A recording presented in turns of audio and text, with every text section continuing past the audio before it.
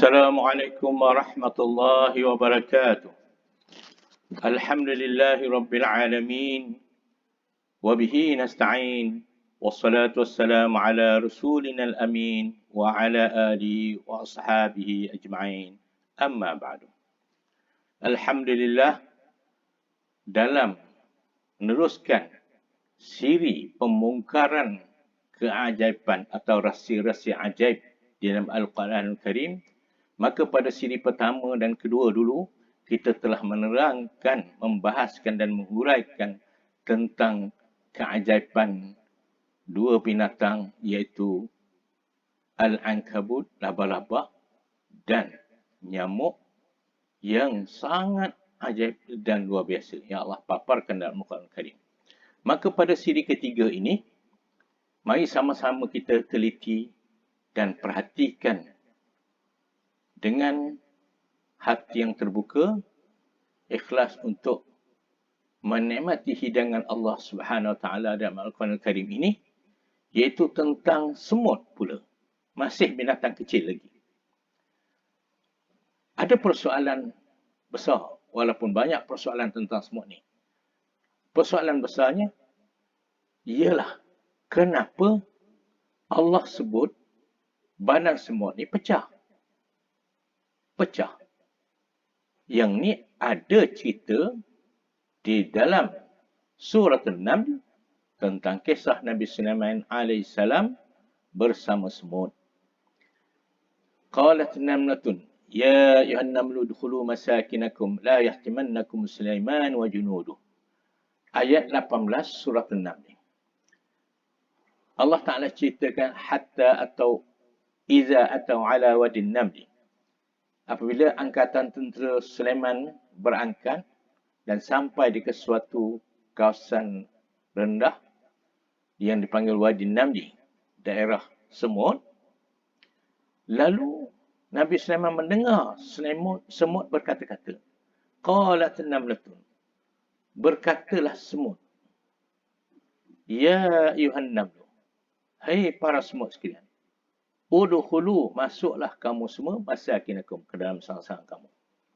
Di sini kita perhatikan ada dua perkataan semut yang berbeza bunyinya. Satu an-naml. Yang kedua namlah. Apa arti kedua-dua perkataan ini? An-namlu ialah semut jantan. Namlah semut betina. Macam nama orang juga. Sa'id, lelaki, Sa'idah, perempuan. Kamil, lelaki, Kamilah, perempuan. Lagi Fadil, lelaki, Fadilah, perempuan. Begitulah seterusnya. Jadi namlu, semut jantan. Namlah, semut betina. Yang bercakap seru kepada semua semut tadi ialah semut betina. Kenapa yang dia seru? Dia jadi ketua ke? Ini kita akan bincang nanti. Dan yang dia seru tu, an-naml, adakah semut-semut jantan? Tak semesti semut jantan. Takkan dia nak sebut, hei semut-semut jantan dan betina. Tidak begitu. Macam juga kita, bila ada dalam majlis lelaki dan perempuan, maka kita beri Assalamualaikum je. Alaikum tu kat atas lelaki. Patut kena ada wa alaikunna. Dan alaikunna tu kepada perempuan. Tapi yang lelaki ni disebut secara umum termasuk perempuan. Baiklah. Apabila terdengar semut betina ni seru kepada orang ni supaya masuk ke sarang, apa dia kata? Supaya dia kata la yahtimannakum, supaya jangan sampai kamu dipijak atau dibinasakan oleh Sulaiman dan tenteranya. Cerdik semut ni. Suruh masuk semua. Elakkan daripada mara bahaya yang akan datang. Sebab Nabi Sulaiman datang dengan tenteranya ramai, dia akan tak perasan. Wahum la yash'urun. Tak sedar, tak perasan akan pijak. Persoalan di sini, la yahtimannakum. Supaya jangan dipijak dan dibinasakan oleh Sulaiman dan tenteranya. Di sini ada perkara ijaz, pelik. Ya. Sebab yahtimannakum ni betul tak makna dia pijak dan binasa. Kita akan perhatikan secara terperinci.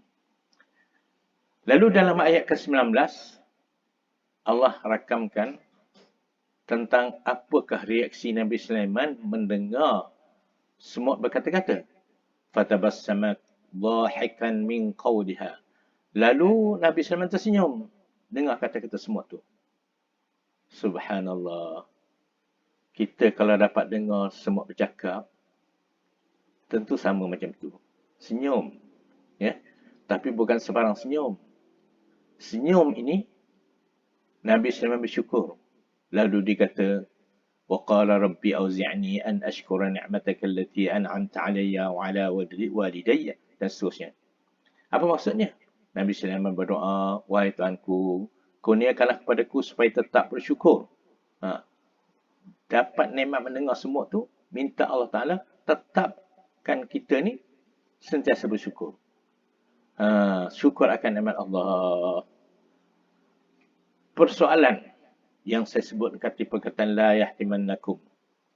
La yahtimannakum ni, kalau kita buka kitab-kitab tafsir, terjemahan-terjemahan ahli-ahli tafsir, hampir semuanya mengatakan perkataan yahtiman ni, jangan sampai Sulaiman dan tenteranya memijak serta membinasakan kamu. Sedangkan makna sebenar yahtimanna ni, kalau kita buka kamus, dia bermakna pecahkan dan hancurkan. Sepatutnya disebut terjemahannya supaya jangan Sulaiman dan tenteranya pecahkan badan kamu. Tapi ahli-ahli tafsir tidak beri makna pecahkan dan hancurkan. Sebab orang akan pelik. Semut bukan gelas. Bukan kaca. Bila pijak, terpecah. Maka sebab itu ahli tafsir menguraikan pendekatan ataupun ayat-ayat pendekatan supaya orang mudah faham. Itu jangan sampai Nabi Sulaiman dan tenteranya pijak kamu, binasa kamu. Itu satu persoalan ajaib. Kenapa Allah Ta'ala sebut pecahkan? Tak kata binasakan. Rupanya kulit semut ni tidak seperti kulit manusia lembut begitu atau kulit binatang-binatang lain. Itu rahsianya. An-namlu yatahattam. Para saintis rupanya telah mengkaji dan menemui rahsia yang dipaparkan oleh Al-Quran Karim lebih 1400 tahun yang silam. Apa yang mereka jumpa? Dia kata, saya terjemahkan dalam bahasa Melayu, badan semut itu berkulit keras seperti kaca. Tidak seperti kulit binatang-binatang lain. Tu dia rupanya. Sebab itu Allah Ta'ala gunakan perkataan pecah. Tidak gunakan perkataan pijak, binasa. Tak guna perkataan binasa, tapi guna perkataan pecah. Rupanya ada rahsia di sebalik. Itulah ayat-ayat Quran ni banyak yang berlapis-lapis maksudnya. Seperti labah-labah dulu yang kita cerita. Banyak berlapis-lapis. Okey, kenapa dalam Al-Quran ada satu surah khas, surah semut? Macam yang huraian yang lepas, siri yang lepas, Al-Ankabut, labah-labah. Ada satu surah khas. Sebab istimewanya labah-labah ini menjadi contoh tauladan kepada kita. Untuk kita berfikir dan merenung. Begitu juga surah An-Naml. Ada surah khas pasal semut. Benda kecil je. Mungkin orang akan berkata, ya, kenapa cerita benda-benda kecil? Kalau cerita macam Al-Fil, gajah tu besar sikit. Sebab pada semut ini ada banyak keajaiban dan banyak pengajaran untuk kita. Keajaiban alam semut ni begitu luas kalau kita nak berkatakan. Dan saya tidak mampu untuk berkata dan menguraikan sangat panjang di dalam kuliah yang terbatas ini. Kita ambil beberapa pendekatan untuk kita faham. Nombor satu, semut ni dia membentuk koloni yang berorganisasi. Kelihatan berfungsi sebagai satu entiti bersatu. Dia kerjasama, sokong-menyokong di kalangan koloni dia. Dia patuh kepada arahan ketua. Macam dalam ayat tadi. Ketua dia walaupun betina, arahkan semua masuk dalam lubang. Masuk mereka semua. Itu patuh mereka kepada ketua. Tak macam kita manusia ni. Separuh patuh, separuh tak patuh dan macam-macam. Separuhnya ada buat angkara. Okey. Masing-masing memainkan peranan dalam bentuk bersepadu. Masing-masing ada kerja dia masing-masing. Dan dia sangat menjaga kepentingan koloni. Yang kedua, kita perhatikan benda kecil saja, tapi Allah bagi buat satu organisasi yang unik. Dia ada queen. Dia tak ada king. Tak ada king. Queen. Ini bukan cerita queen control lagi. Yang kedua, ada male. Jantan dia. Tengok badan tu, tak sama jantan yang betina. Yang betina besar. Yang ketiga, ada worker. Ini normal saiz lah. Yang saiz yang biasa kita jumpa. Pekerja, golongan pekerja. Dan ada golongan soldier, tentera. Dia besar sikit pada badan worker ataupun pekerja. Kita huraikan satu-satu. Yang pertama yang besar tu ialah queen atau semut ratu dipanggil. Panjangnya sekitar 4.9 mm. Besar daripada yang lain tapi masih kecil banding kita. Memiliki tubuh yang lebih besar dan sayap berkembang dengan baik.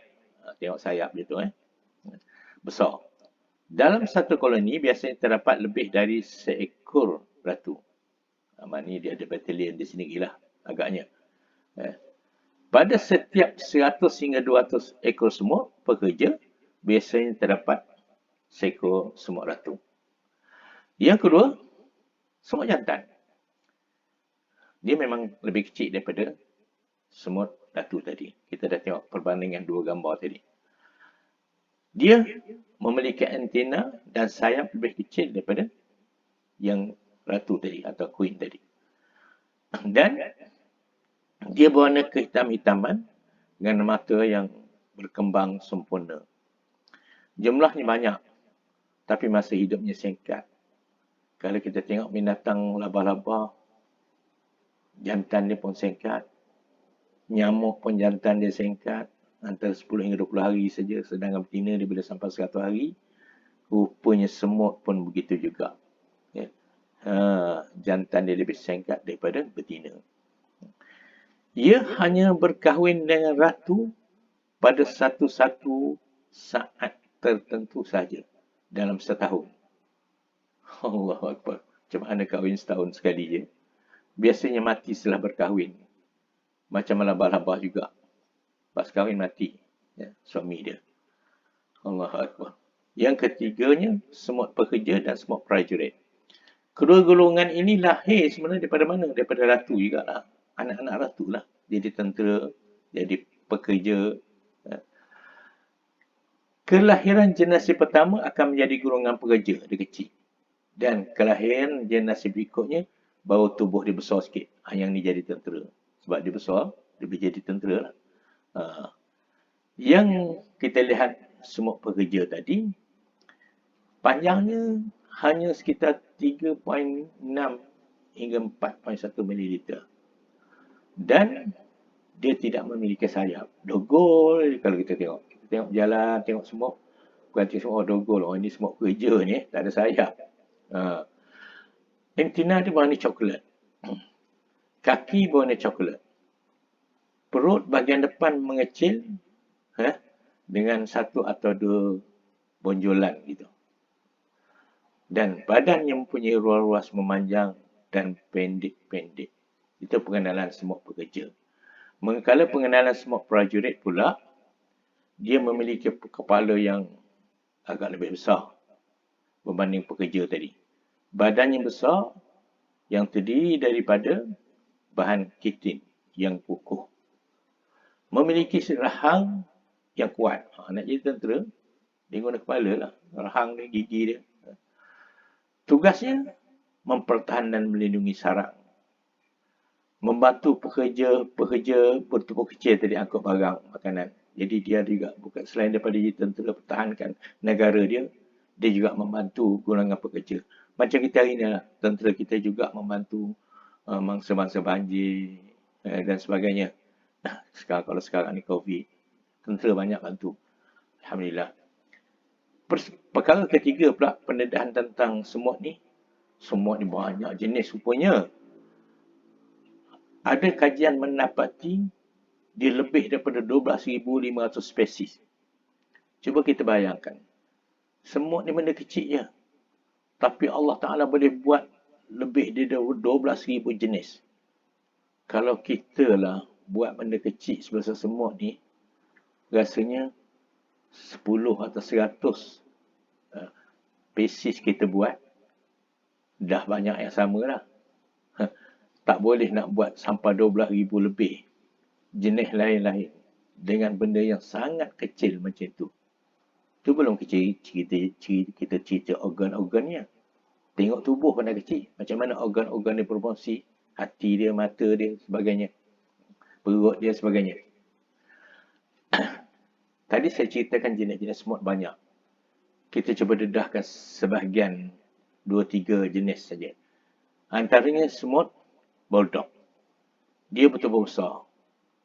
Sampai antara 3 hingga 4 cm.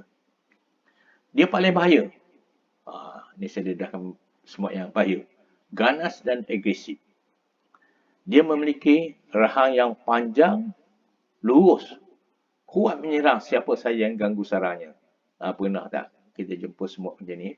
Pantang dekat dengan dia. Kap dia gigit. Sengatannya sangat berbahaya. Kerana mengandung racun. Dia ada racun ya. Bukan semua semut ni tak bahaya. Ada yang bahaya, ada racun. Okey, satu lagi. Yang ni dipanggil semut. Kalau orang Jepun ni, dia panggil kamikaze. Iaitu, dia akan meledakkan tubuh badannya sendiri untuk mempertahankan koloni dari diserang musuh. Macam kita tengok kamikaze lah. Mereka lilit bom di pinggang, dia pergi depan musuh, letupkan bom itu dengan musuh-musuh, dengan dia sendiri pun mati. Ini ada semut kamikaze. Agaknya manusia tiru dia kok. Ketika koloni terancam, mana ada musuh datang, semut pekerja kecil berkorban nyawa mencari-carikan tubuh dia sendiri. Ini kata kamikaze ni. Untuk apa? Bila dicari-carikan tubuh dia, keluar racun ataupun cairan beracun yang mampu membunuh musuh dan mengusirnya. Tapi dengan diri dia lah mati. Pasal dah hancur badan dia. Dia letup gitu macam bom. Allahu Akbar. Hebat Allah Ta'ala jadikan satu makhluk kecil. Tapi ajaib. Kan? Sebab itu Allah Ta'ala tak malu sebut benda-benda kecil ini. Bila diteliti, sangat banyak keajaibannya. Ada lagi satu semut. Semut hitam. Ini yang terbanyak di Asia Tenggara kita. Banyak jumpa di pokok-pokok lima, koko, kopi dan mangga dan sebagainya. Sarang berada di atas permukaan tanah, terutama di bawah tumpukan daun kering atau tempat-tempat lain kering dan gelap. Tidak jauh dari sumber makanan. Seterusnya kita tengok fakta keempat. Semut ni muafakat dia elok. Kalau kita tengok gambar tu, subhanallah. Elok berbakat, bermusyarat dan sebagainya. Yang kelima, fakta kelima, dia kuat bekerja. Tengok kerja dia saja. Kita tak nampak semua perang sesama negeri. Kerja dia boleh angkat benda besar-besar. Kalau ini contohnya, daun tu ringan. Dia boleh bawa. Mungkin kita kata, alah benda ringan. Boleh lah. Cuba kita bandingkan. Kita, badan kecil, bawa sekeping plywood yang paling nipis, yang ringan. Cuba bawa, meniti atas batang kayu. Melayang-melayang plywood. Bukan saja plywood terbang dengan kita-kita sekali jatuh daripada titi. Tapi semut tak. Kita tengoklah saiz daun tu dengan badan dia. Itu ajaibnya. Ini untuk renungan sebenarnya. Renungan pada kita tentang kekuasaan dan kehebatan Allah SWT menjadikan makhluk-makhluk yang walaupun kecil tapi rahsianya banyak. Dan ini pula kita tengok semut tu kecil saja. Tapi dia mampu kumpul tanah Banyak-banyak lama-lama jadi busut. Busut ni bagi semut macam gunung lah. Bagi dia. Tapi dia mampu. Tak tahu berapa lama dia kompor tanah. Boleh jadi macam tu. Seterusnya, tentang semut ni sebenarnya, faedah dia memberi kekuatan kepada iman kita. Maka kita kena sebut Alhamdulillahirrabbilalamin. Macam Nabi Sulaiman tadi. Rujuk kepada Allah SWT. Allah yang tadbirkan semua alam ni. Dia yang jadikan semut. Dia yang jadikan kita. Dan dia tadbirkan urusan semut dengan kehendaknya. Allahu Akbar. Kan? Semua makhluk mesti tunduk kepada pentadbiran Allah SWT. Itu maksud Rabbil Alamin. Allah mentadbir. Rabb tu tadbir sekalian alam. Kecuali yang degil ni jin manusia lah. Semua tak degil. Seterusnya yang ketujuh. Fakta ketujuh. Kita tengok pula faedah semut. Ada faedah tak semut ni? Ada pendapat mengatakan semut ni, bila rumah kita ada semut, anak-anak tak naik. Tu dia hebat semut ni. Sebab itu Nabi SAW sebut, jangan bunuh semut. Dalam satu riwayat, Abu Hurairah radhiyallahu an mengatakan, Rasulullah SAW bersabda, pernah seekor semut menggigit seorang Nabi di zaman dulu. Nabi tersebut suruh orang bakar sarang dia. Nabi zaman dulu tu lah. Suruh orang bakar. Pasal kena gigit dia. Lalu Allah turunkan wahyu. Apakah hanya kerana seekor semut menggigitmu, lantas kamu mahu binasakan satu umat yang selalu bertasbih? Ini menunjukkan semut sentiasa bertasbih. Kalau kita tak sentiasa bertasbih, kalah dengan semut yang kecil lah. Dalam satu riwayat, Sayyidina Ali karamallahu wajhah, bila dia satu hari dia tengok semut tak datang ke rumah dia, dia duka cita. Kenapa? Kerana semut membawa rezeki. Jadi kalau semut tak datang ke rumah, macam seolah-olah rezeki tak datang. Jangan lupa subscribe dan sharekan kepada seramai mungkin ilmu Allah SWT ini. Moga-moga dengan membincang, mendengar dan memanjang-manjangkannya, kita sentiasa mendapat pahala jariah. Pahala jariah dari Al-Quranul Karim, dari membaca dan mengkaji Al-Quranul Karim. Wallahu a'lam bissawab. Assalamualaikum warahmatullahi ta'ala wabarakatuh.